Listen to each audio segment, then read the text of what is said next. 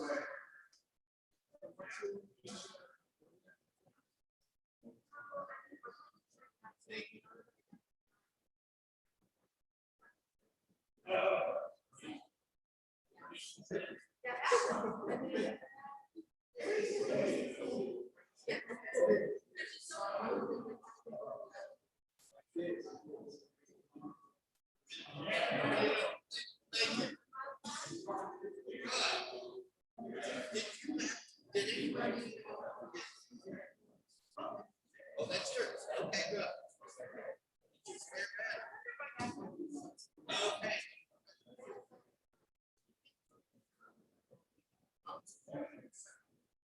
Okay, good. You know, she's recording it. That's like good luck. Narrow this down.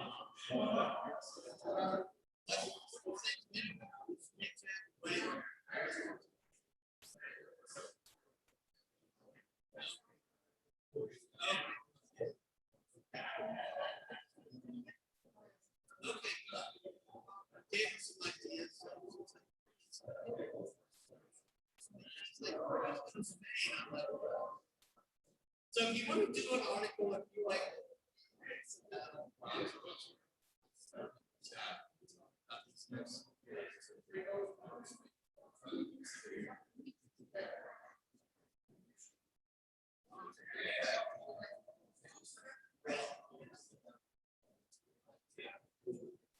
okay, here's two of them.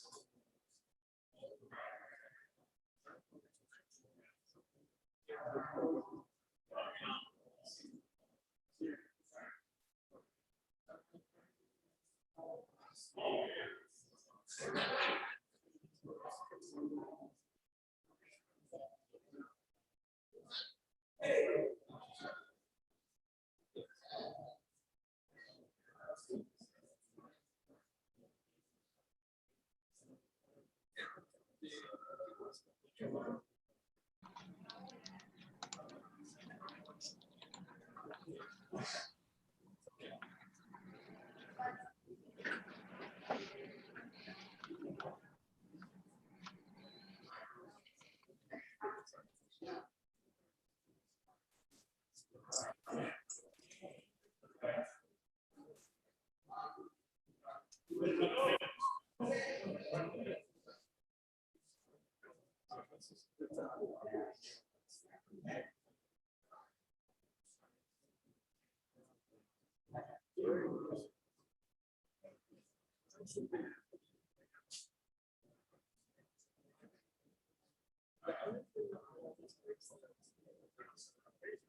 whole year.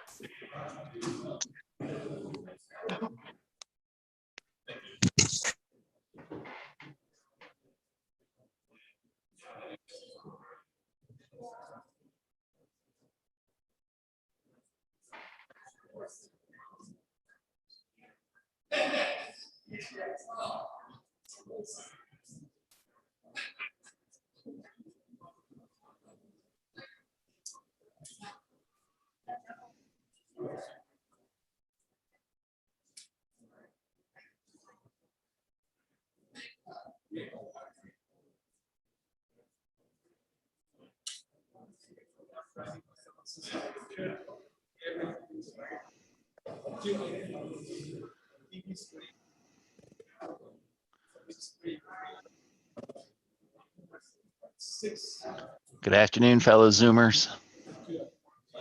Hey, Charlie. Hi, Mary. I don't think they've started yet. It's been a while since I've been on the Zoom side. I've always been on the in-person side. Yeah, same way. This is only the second time I've Zoomed. Is it their second time ever or just second time for Rotary? Oh, just Rotary. I Zoom constantly. Yeah, there's Donald Aaron in the flesh. Hi, Adam. Barbara, what time is it where you are? 6 a.m. That's what I thought. Are you in Hawaii? I am in Hawaii. Oh, Aloha. I used to like you a lot, Barb. I will be there in December. This is Frank. What island are you on? Kauai. Oh, that's a nice one. We're going to the Big Island. As opposed to, like, Frank, is there a bad island in Hawaii? I mean, I've never been there, but you know. The Big Island. We always go to the Big Island because we go up to like day, like snow, and then be in the ocean the same day. Yeah. On Mauna Kea. So we're going there on Saturday. We're here for a week and then on the Big Island on Saturday. But we have to go get another COVID test before we can do that. So jumping through the hoops. Yeah, 'tis the season. Hey, if you Barb. What? know that, What? if you had the vaccine card, do they make you get tested as well? If you got your vaccine in the state of Hawaii, you do not have to be tested. But since we got our COVID vaccine on the mainland, we have to be tested. Oh, okay. Good to know. I think the governor of Hawaii is in cahoots with the testing. But you have to pay for it. Yeah. So Frank, you need to fly to Hawaii to get your vaccine, even though you can't get there. Oh, Lord have mercy. I know. It's crazy. But anyway, it is paradise. So, sometimes you got to pay the price.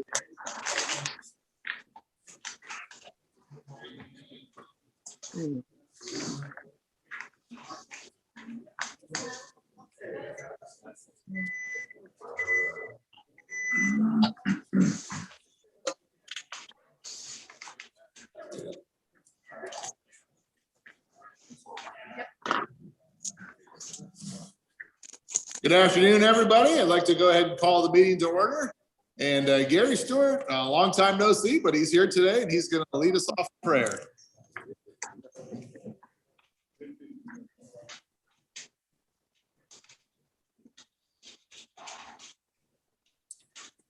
Let's all bow our heads.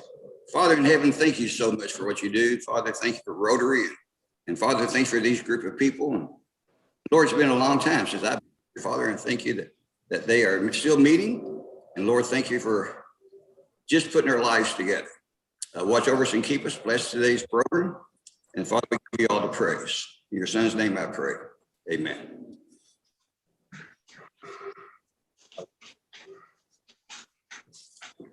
Thank you, Gary. Okay, now please join me in the Pledge of Allegiance to the flag. Pledge allegiance to the flag of the United States of America and to the republic for which it stands, one nation, under God, indivisible, with justice for all. Okay, and now the pledge of now the four-way test of the things we think, say, or do. First. Is it the truth? Second. Fair to all Third. to build goodwill and better friendships. Fourth. To be beneficial for all All concerned. right, thank you. And Sean Carroll, our Sergeant of Arms, is here today. Sean? Thank you, Peter. It's great to be here. We got the Memorial Weekend coming up. So we're going to have hot dogs and hamburgers for everyone. Let's enjoy. Don't worry about the calories or the content. Great week for the Reds. They lost 6 of 7 at home. Get that one in there. I'm really proud of them. I appreciate that. They've got Joe Baloney and some guy I don't know playing center field. Those are the names on the back of the jerseys.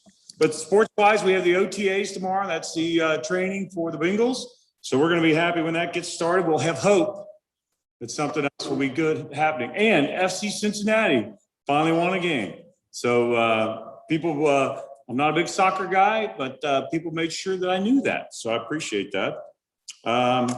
I got a great note this weekend from the county. The PVA stopped by my house evidently, and they dropped a 26% increase on my value. So now don't call a fiscal court. They don't have anything to do with that, but I'm sure that they will lower all the taxes to meet with the 26% increase in my property. So stay tuned for that. I'll let you know, trust me, as that one goes on. Schools are out this week.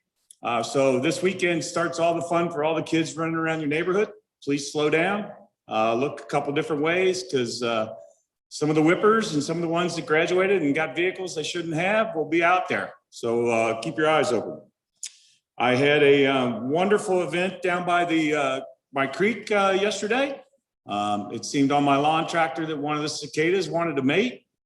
I didn't think that was going to work out well for the cicada. So we just kept right on mowing, and that cicada ended up under the blades, and I apologize, but I know it's back to the earth where it should be. And I guess finally, I should mention that Dennis and Myra McAvoy are celebrating their 50th wedding anniversary. So we have to give a kudos to them. I guess back then it was okay for Dennis to marry Myra at age 12, and that it was okay back in Boone County in those days. So we're glad. That's all, Mr. President. Thank you, Sean. You never disappoint. All right, Greg Palmer is going to make a quick announcement for us. Good day. In the words of our past president, Pat, it's a great day to be a Rotarian, isn't it? A quick word from the district. You've probably received emails by now. There's going to be a virtual foundation celebration on June the 12th. Typically, the district has a dinner, usually in November, because that's foundation month in the Rotary calendar. But that didn't happen the last couple of years. And part of the problem is that the donations to the foundation have suffered. And that's a big deal because our club gets a lot of money from the foundation to do many of our projects. I think the last 2 or 3 years, we've averaged about $5,000 give or take a year that we get from money that we've sent to the foundation that comes back to us. And so it's a big deal to participate. And we're being one of the bigger clubs in the district. I think we're number 2. You know, it's kind of on us to be leaders in that effect and to show that the true meaning of Rotary is service, and service is financed by what we give to the foundation. And so keep an eye out in your email. There'll be a link coming at some point to tell you how to log on and participate in this event. There's going to be some entertainment. There's going to be some information about the foundation, some of the projects that we've done. We're going to hear from a lot of Rotarians around the district and why they support the foundation and why it's important to them. So I invite you all to be a part of that. Look forward to having you there. Thank you. Okay, thanks, Greg. Dwayne?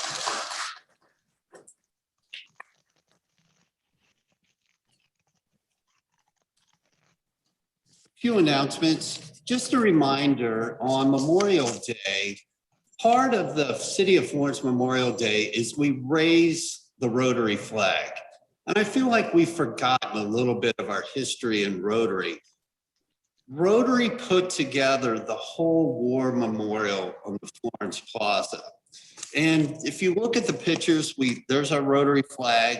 Then the monuments that we put we have a Rotary logo at the bottom. And there was one gentleman that was very instrumental in doing all of this. And that was, they list him as the Honorable H.B. Deathridge.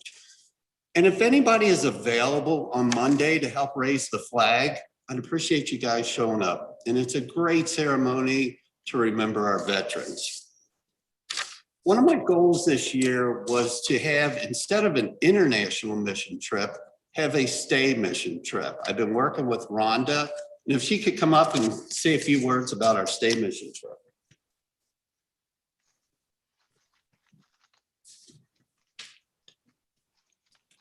Thank you. So for those of you that don't know, I'm with Northern Kentucky Community Action Commission, and we have a program where we help low-income seniors with senior home repair projects, and it's dependent on funding. And so many times we have a waiting list of seniors needing home repairs. So I've asked our housing director to provide me with 3 different options from our waiting list to present to you all. So instead of a mission trip, it's a stay mission trip where we would help do this projects for these seniors. And then we would partner it with our Youth Build program. And our Youth Build program is a program for kids 16 to 24 years old who, you know, really the typical high school setting didn't work out for them. They dropped out. We're helping them get their high school diploma or their GED, and we're teaching them the construction field. So, you know, home repair is a perfect tie-in with them. And so that way we would have them to help as manpower as well doing these projects and partnering. But so I just wanted to kind of share with you what the 3 programs are. I don't think there's a lot of expense associated with any of them. It's just getting, you know, the people there to do the work. And again, these are all low-income seniors. They have, I think all of them have disability. They can't get out and do this themselves, and they all live in Boone County. The first one is just a woman who's having knee replacement surgery, and she just needs help with mulching her flower beds, painting a privacy fence, and then there's just a strip of grass along the fence line that's overgrown and kind of clearing that out in order to get to the fence to paint it. The second one is a couple, and they're both disabled, and they're at risk of being evicted. They live in a mobile home park because just the condition of their lot. Yes. So they have a shed where the trim is loose and broken and needs to be repaired. The actual double wide trailer needs to be pressure washed, and their deck needs to be pressure washed and sealed. And then they do need some help with laying down mulch as well. The third one's a little bit more involved, but again, I don't think it's a huge expense. It's more just the manpower to get it done. This woman had just had heart surgery, and so she's not able to get out and do these things. So just cleaning up her yard, mowing, mulching, cleaning out her gutters,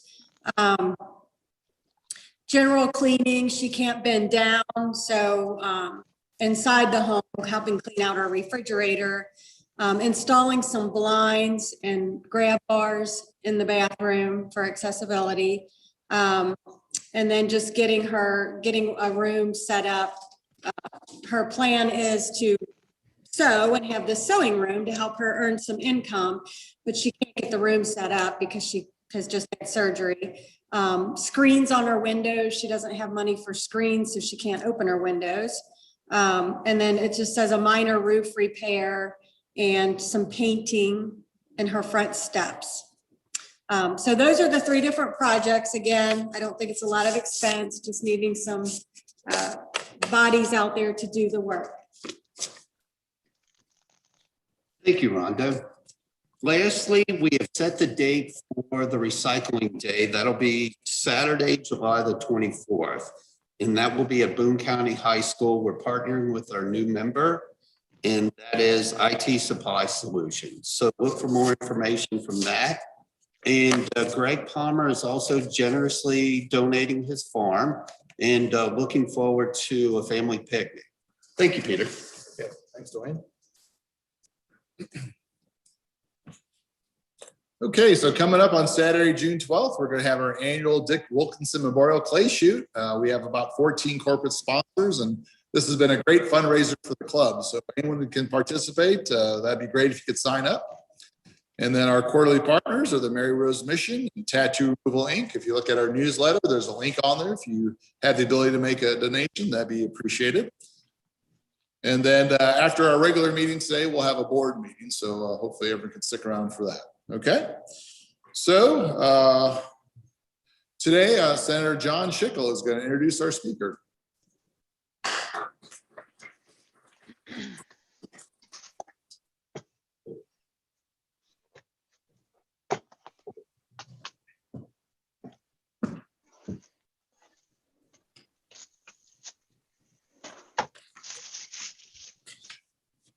It's great to be back at Florence Rotary.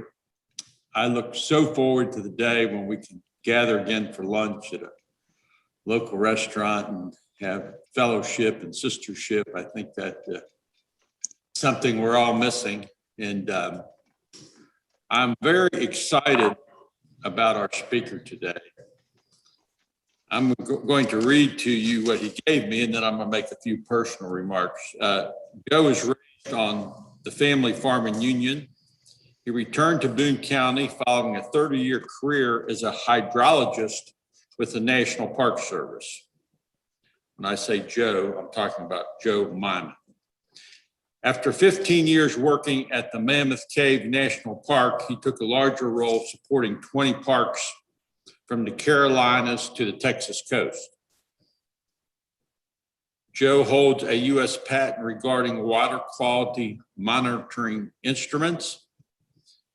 And during his travels to Zambia, hope I'm saying that right, he was introduced to the problem of water supply in that remote Western province in Africa.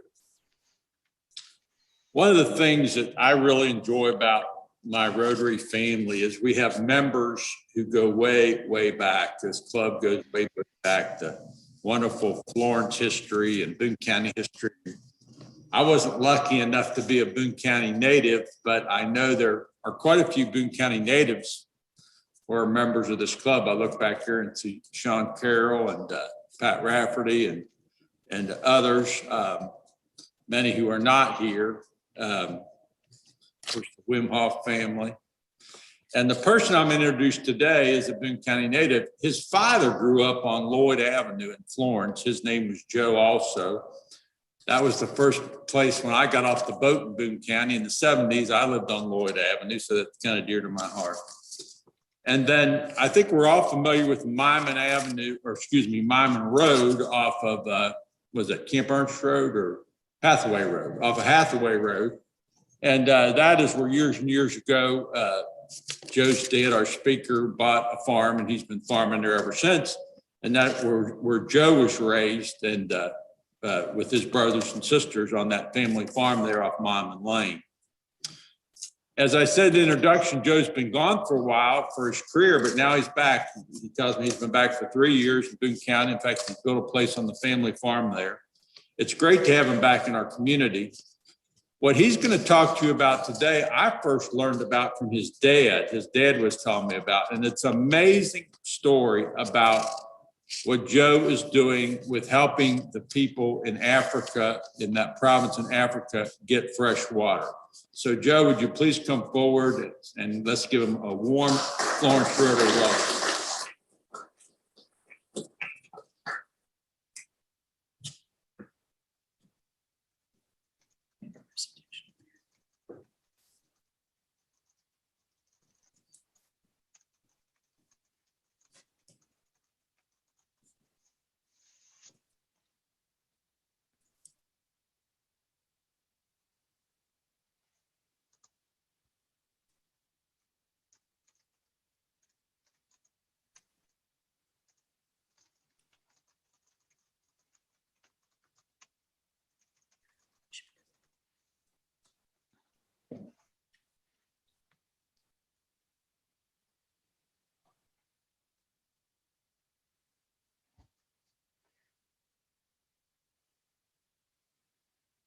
Well, I'm really glad to be here, honored by the idea that I'm addressing this crowd. I guess it's time to show you what I'm up to. Oh, by the way, Sheluka is a word in the Lozi language that spoke in the western province of Zambia, and it means water coming up from the ground. And that's what we named our project as. That's what we're doing, bringing the water up from the ground. I want you to imagine this.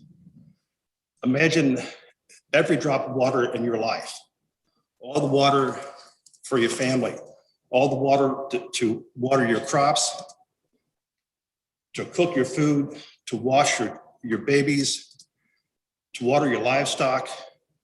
All the water in your life has to be dipped out of a hole in the ground. And these holes are dug in sand, and you can only dig a hole in sand so deep before it collapses. Anyone's been to the ocean and dug a hole in the beach as a kid knows that you only go so far. This is the water table in the Western Province, and these people exist by dipping water off the top water table in these wells. I was first introduced to this problem. Let me put a timeline together as far as this project. In June of 2019, my third trip to Zambia, I was invited to a village that my friend grew up in. He wanted to show me where he's from. And that's where I was first introduced to the problem. But let me back up here. Zambia, where is Zambia for one thing? It's in sub-Saharan Africa. It's in the southern part of the continent. It's landlocked. For those with more of an appreciation of history, they might know Zambia as Northern Rhodesia. It became an independent nation in October 1964. That time it was a British colony prior to that. And the place where I'm doing my work, if you look on the western part of this map where it says Barotse land, that's the Western Province along the floodplain of the Zambezi River. This floodplain, it gives you an idea of scale. That's a 30-mile scale bar there. So it's about 15 miles across. The river in the center of all the meanders is the Zambezi River. This is upstream from Victoria Falls. People might have heard Victoria Falls. This is the water feeding it. And this is home to the Lozi speaking people. And these people for generation upon generation have lived on the edge of the floodplain and the forest. You see there's a traditional village situated right on the edge of the floodplain. Now, my friend grew up in a place called Kalanga Village. It's also on the floodplain, extending westward toward Angola. But this floodplain, it doesn't have a river directly associated with it. It still back floods, and the water is recharged into the underlying sand by the annual floods, but they don't have the convenience of a nearby river. So I made a visit there in June 2019 to his village. I was speaking with the village council, and this old farmer says to me, said it in his language as translated to me, but he basically said, I'm a farmer, we're starving. We're eating nuts from the forest because it doesn't rain. And they're in the middle of about a 4-year drought at the time. He says, what can you do about it? What can I do about it? I can't make it rain. But then I thought, we can't make it rain from the sky, but I bet we can find out a way to make it rain from the ground. And that brought me to a proof of concept. So in November 2019, I went back to Zambia, loaded my stuff. And the stuff was to exploit this near surface groundwater. So here's a cartoon of the village, and the people had these holes dug in the sand down to the water table and dipping it out. And it's only down 9, 10, 15 feet at the most. So it's got to be a way to get this stuff out. Well, we've been doing this kind of stuff around here for a long time. Anyone who's been to Florida, or people might have a well in their backyard for watering grass and stuff. It's called sand point well or dry point. It's a pretty simple concept where you drive a screen portion into the ground and connect it with pipes, and then put a pump on top, a suction pump. The limitations here is has to do with atmospheric pressure, and you have a maximum lift about 24, 25 feet at sea level. The higher you go up in elevation, the less you can lift. But it's a fairly simple setup that people have been using for years. So I thought, well, can we use this in the Western Province? It turns out you can. So we installed five of these wells in the village in 2019. It took us about 3 days. We got pretty good at it toward the end. But now for the first time, these people in this village can walk right up to a well and pump all the water they want rather than standing on their head dipping out the hole. I'm pretty happy about that. Except after about 4 or 5 months, these pumps prove not to be up to the task. They're okay for domestic use, but they're not rugged enough for communal use. So we have an issue here. Yeah, we can get water out of the ground, but we gotta get a better pump. Well, since the proof of concept worked out, I decided to make it nonprofit. And this is where 30 years of federal employment really paid off in spades. Because setting up a nonprofit isn't easy, but I had 30 years experience dealing with red tape, forms and things. I sailed right through the thing. So I set up this project, Sheluka, as a nonprofit. We got a board of directors and the whole structure you might imagine. But we just have one mission. That's to bring clean, reliable water to these villages on the Broad Sea Plain. All the funds go directly to support the mission. It's a really type of situation. The success of the operation depends upon buy-in of the local people. So we've met with the village councils, the leaders of the villages, and they are really ecstatic about this. This could be their property. It doesn't cost them anything. This is kind of interesting. It doesn't cost anything for a couple of reasons. One, we're not in the business of selling stuff to these people. And secondly, even if we were, these people actually don't have money. They don't even have the currency of Zambia, which is a kwacha.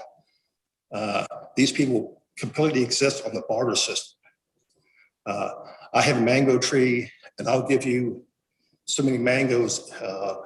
And if you give me a chicken, and someone's raising some crops here, the whole thing is based on trading of goods and services. So then we're looking to say, what is our clientele? How wide is this need? We decided to focus our efforts in the most remote, the toughest place there is in the Western province. The people who are in need of water. And that's on the Matabele Plain, where Kalanga Village is. And here's my good friend, Imasiko Nyambe. He's a professor of geology at the University of Zambia. He's a native of that village. And he is the key to the whole thing. So in July last year, he took off on an expedition along the Matabele Plain, which I have highlighted there in the yellow. And there's another scale there, that's a 50-mile scale bar. The border you see going north-south is Zambia on the right and Angola on the left. Our work is only in Zambia. Anyways, they went and traveled and made contact with 80 villages along the Matabele Plain. And here's one of them here. They're taking measurements of this well. And what they found out was we have the immediate need for 110 well points along the Matabele Plain. So these are kind of our customers, I say. So that brings us back to the pump. Those crummy red pumps I show you on the proof of concept are not going to work for communal use. So I thought, well, what if I design a pump made out of common stuff that you can find at a hardware store? Just with a little bit of tooling, a little bit of tapping and dyeing here, a few nuts and bolts. Can I build a pump that they can actually build themselves? Maybe with a spring here or a leather seal here, there that we have to supply for, but small bits. So last year, this is back at the house, I came up with this pump. Now here you can see an electric motor and a pitman rod, a bunch of action going on. This is an endurance test.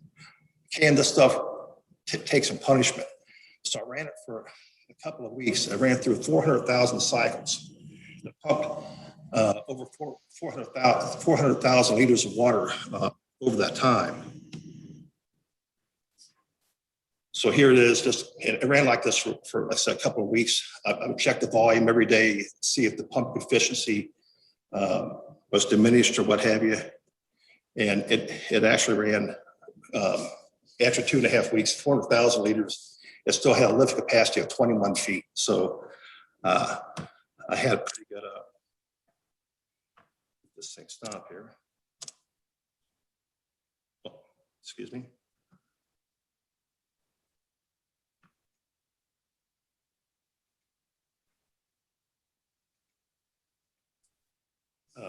I took the pump in, I made a few tweaks on it here and there, a lift assist spring, reinforced the top and bottom with iron pipes. This is all stuff we can buy at a hardware store, or more importantly, they can buy at a hardware store over in Lasaka. So that problem's been solved. Then there's a field test. If I had a pile of parts, I gave someone instructions, could they build one there in Zambia? So here's my foreman and sole employee of the operation, John Simasuku in Mongu. I sent it to John and said, put all this stuff together and see if you can make it work. So within about an hour and a half after receiving the box and the instructions, he built a pump. So it's transferable. That was the point there.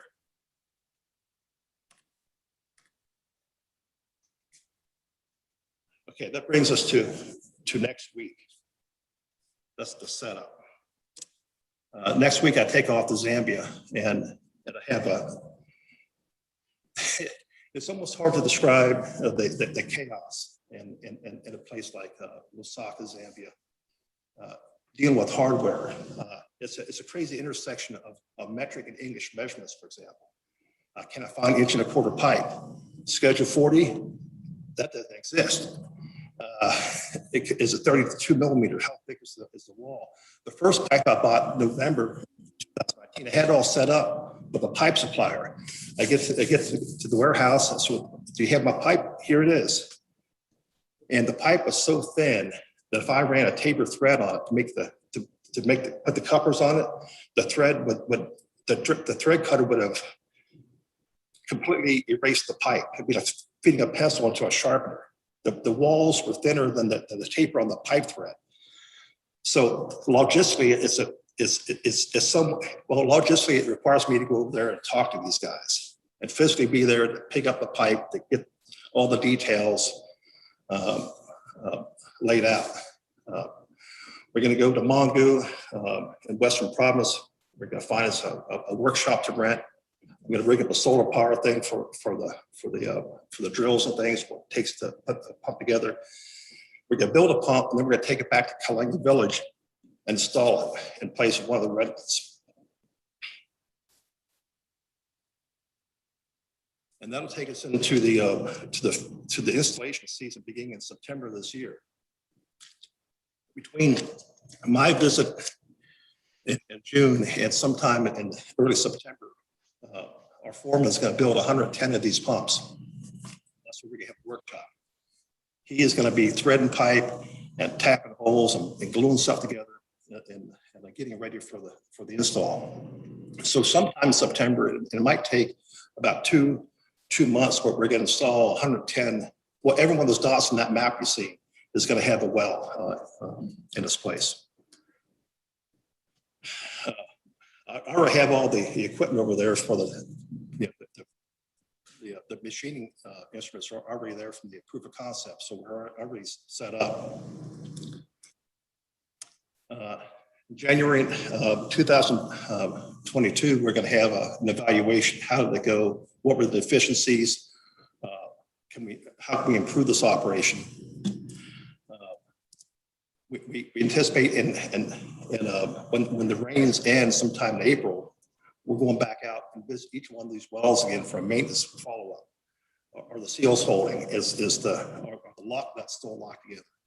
Did someone break the handle off the thing? All this kind of stuff. Just kind of an evaluation of where we are. Now, well, I showed you that on that map, 110 wells, that's the starting point. Then it goes into maybe 1,000 wells or more along the Sea Plain in general. The people who still are dipping water out of a hole in the ground, but not as desperate as the people on the Matabele Plain who don't have any surface water at all. So then we after learning our lessons this year, we set our sights on the larger picture And perhaps we look at, do we look for treadle pumps that people can use for agricultural purposes? Maybe water stands, we pump water up into a tank and then release it through a drip irrigation into your crops. These are things we've experimented with on the proof of concept in November 2019, but we didn't want to bite off too much for us to chew. We know it can work, but let's get people drinking water and well water first, worry about these things after an evaluation. So then that takes us to next year this time. What we'll be doing will be determined by the evaluation and the success and failures of that'll occur this year.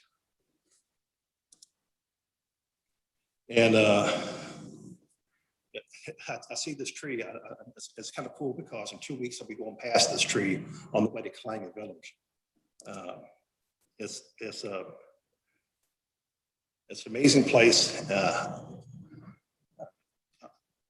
I'm going to kind of end it here because I can go off on all kinds of technical and social angles of how these people are. But anyways, I want to thank you for giving me the opportunity to speak to y'all and tell you what we're doing.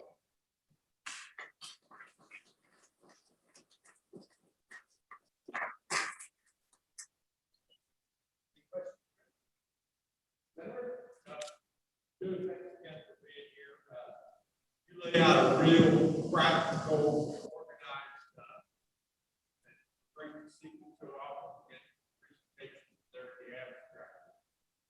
I feel like I know exactly what we'd like to talk for the next couple of years.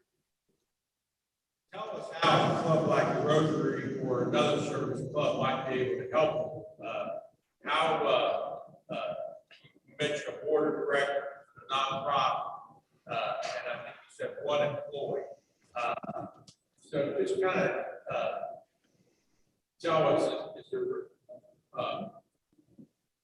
if you could have help, what would it be? Well, at this phase, I want to make sure that everything is lined up and has the highest probability for success before I start really asking for like the next stage of funding. So far over the last year, we've raised enough funds from just family and friends to get the wells into the Matabella plain. And then where it says the evaluation and determination of what we're going to do next, that's when we start getting to the next level. And that's when we're a bit more of a larger support role from people with donations and things. So far, this is all. So far, it's been just my skin in the game on the proof of concepts. I really think this could happen, but I'm always reluctant to have other people invest until I'm really sure it's going to work. And I'm sure it's going to work at this scale right here. But now, for Rotary and stuff, that's the next level. That's where we hope to be a year from now. Thank you. Gary? Yeah, I think there's a link on the Rotary page.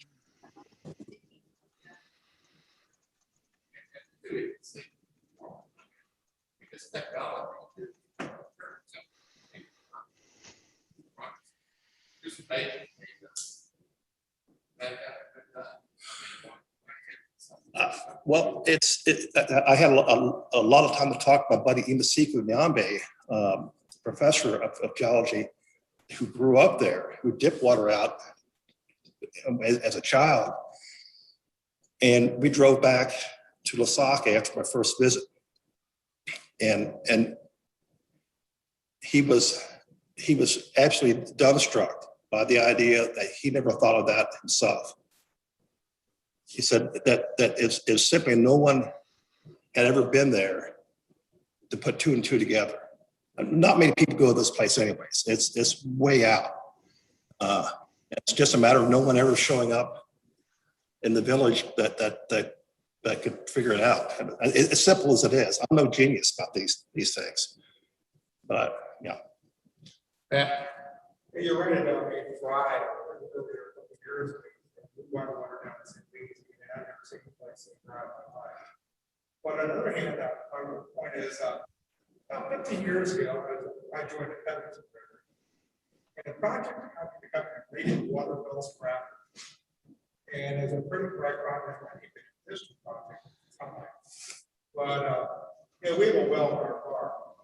If our well is our abandoned, it's critical. And the other thing that comes to mind is we've got a couple other people this year, like the Sister Notre Dame, they're doing well, and Uganda for their school. I think Ed Kalina was doing well also. Yeah, he's still, yeah. And there's probably others I can't think of.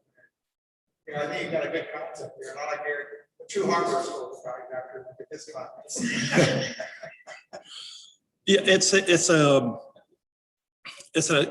somewhat of a difference.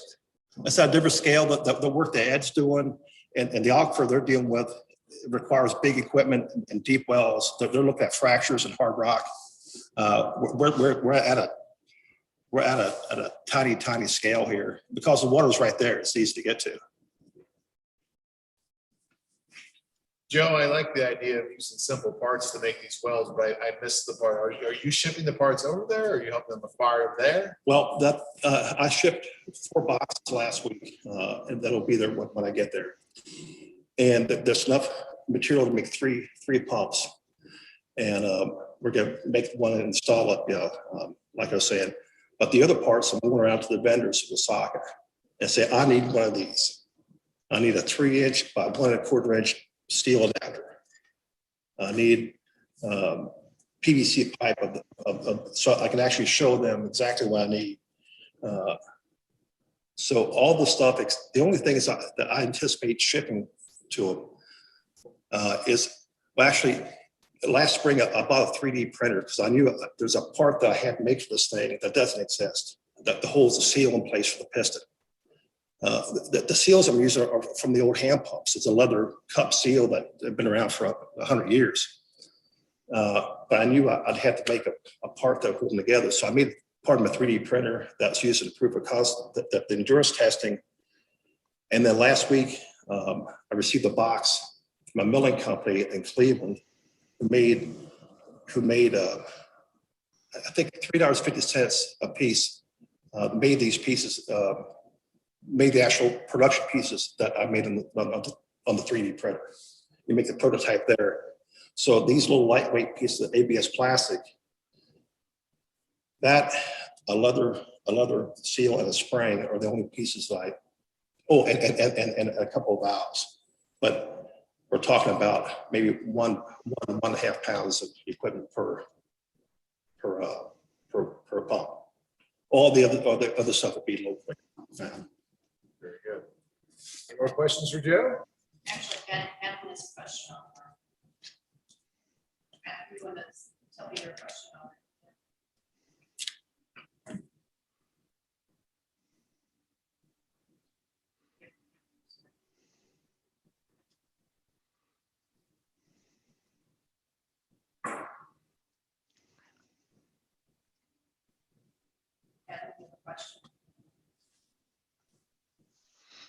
Can you hear me? Yeah. All right, fantastic. Joe, kind of piggybacking on what John Chickle was saying, he asked, how can Rotary get involved? It sounds like you're not ready yet. I'm on the programs committee, and it would be delighted to have you come back and give us an update. When in your project timeline do you think would be appropriate to maybe have you come back and kind of continue to keep us in the loop, and then we can talk about your progress? Okay, so Adam's question was, it looks like maybe on your timeline that at some point in the future that some Rotary Hall wants to know approximately back. Yeah, yes. Can you repeat the question? Pardon? Can you repeat the question for the audience? Oh, it was basically at what point what Rotary kind of really fit into the plans, and you know, could I give her an update? I'll give an update at a moment's notice. I'll be having all kinds of updates about on June 19th when I get back. I don't know the process of when. I'll work with you on that. Okay, yeah, as far as timing, that kind of stuff, really, I expect this thing to really get busy in about the first next year, because that way, the first next year, we'll have all these 110 wells installed and we have this operation in motion. And then it'd be the momentum to keep it going. And this, so the school, the Kalanga Village, we're using that kind of as a proving ground for a couple of reasons. It's on the Matabella Plain where the people are really desperate for water. But it's also the first village that you come across.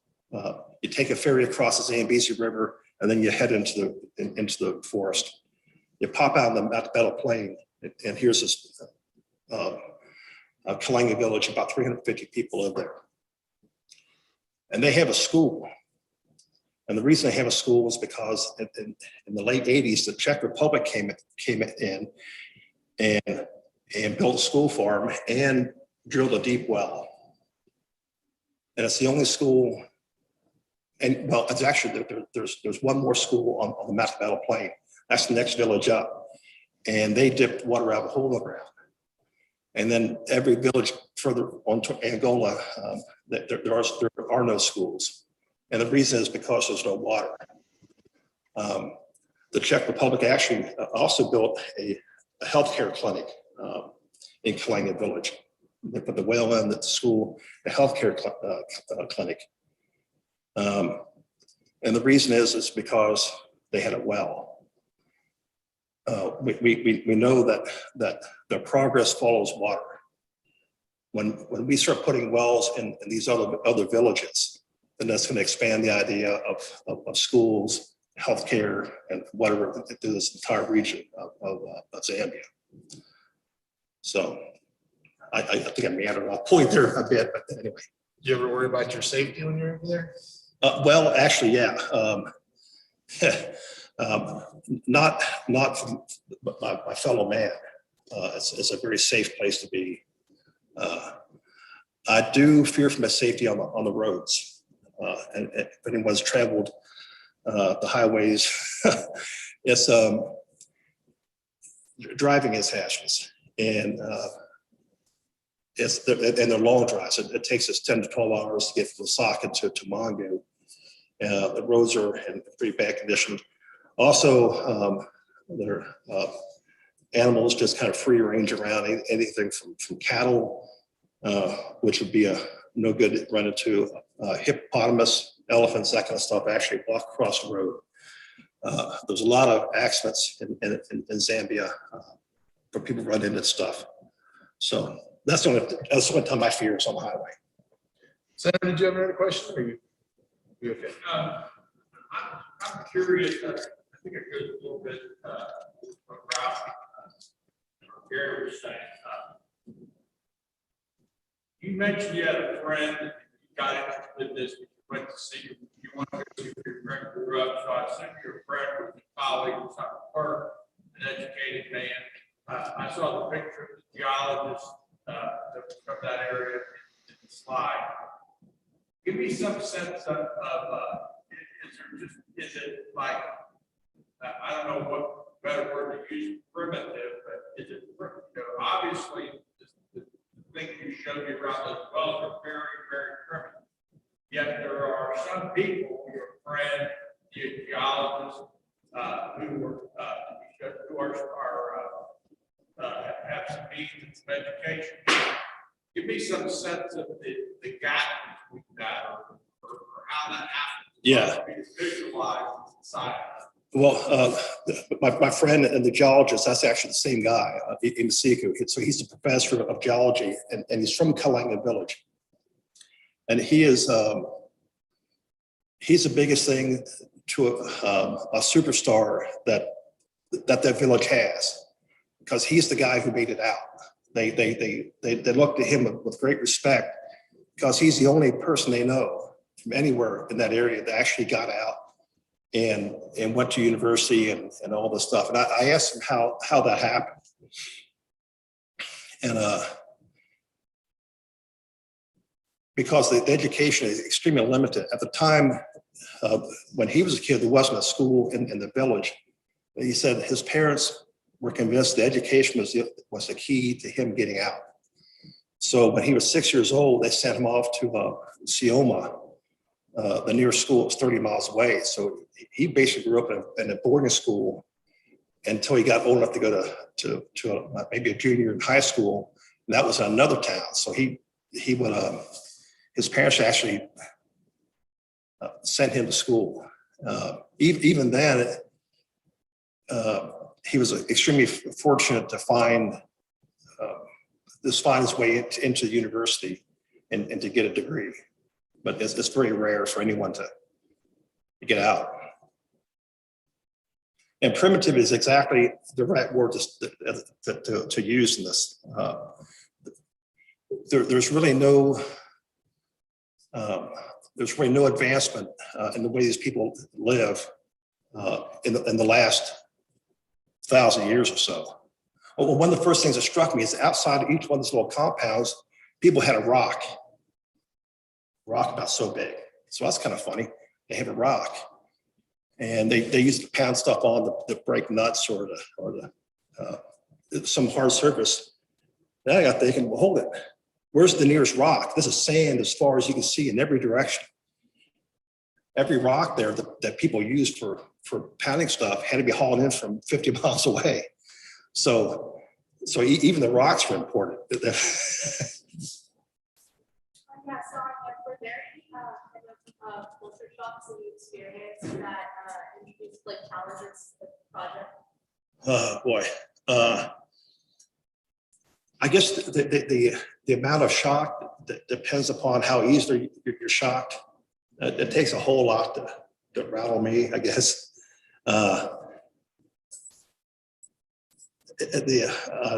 Well, by the time I went to Kalanga Village, I'd already been. I've been to Zambia 4 times. Spent maybe 3 months there.